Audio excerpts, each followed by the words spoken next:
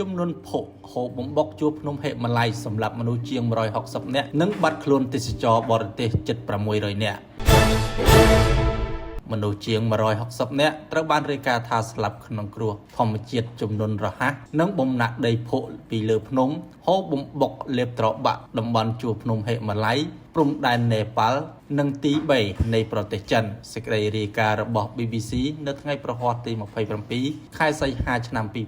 2026ហេតុការណ៍នេះកើតឡើងនៅតំបន់ជាប់ដងទន្លេភូកេតកូស៊ីជាពិសេសក្នុងស្រុករ៉ាសូវ៉ាខណៈមូលហេតុបង្កជាសោកនាដកម្មនេះត្រូវបានរដ្ឋមន្ត្រីការបរទេសនេប៉ាល់ប្រាប់ថាគឺផ្ដើមចេញពីការរំជួយដីលោកស៊ីសែលខាណាល់ប្រាប់ថារំជួយដីបានវាយប្រហារតំបន់នោះនាវេលាម៉ោង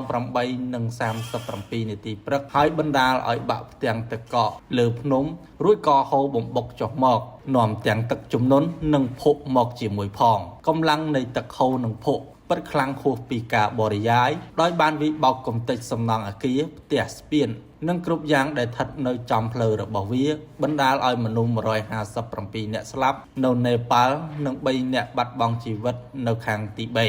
ក្រៅពីមនុស្សស្លាប់ក៏មានសេចក្តីរាយការណ៍ដែរថាទេសចរបរទេសជិត600នាក់កំពុងបាត់ខ្លួនក្នុងនោះមានទាំងជនជាតិឥណ្ឌាជាង100នាក់អាមេរិក54នាក់អង់គ្លេស33នាក់អូស្ត្រាលី34នាក់កាណាដា24នាក់និងជាង100នាក់ទៀតជាជនជាតិនេប៉ាល់ផ្ទាល់តែម្ដងហើយមានជនជាតិផ្សេងទៀតជាច្រើនទោះជាយ៉ាងណាក៏ដោយប៉ូលីសនេប៉ាល់បានបញ្ជាក់ពីការជួយសង្គ្រោះមនុស្សចំនួន114នាក់នៅក្នុងប្រតិបត្តិការដែលមានការចូលរួមពីសំណាក់ឧទ្ធម្ភាគចក្ររបស់ក្រុមហ៊ុនឯកជនផងដែរសូមជម្រាបថានេះគឺជាគ្រោះមហន្តរាយធម្មជាតិដ៏សាហាវបំផុតដែលវាយប្រហារប្រទេសនេប៉ាល់បើគិតចាប់តាំងពីគ្រោះរំជួយដីឆ្នាំ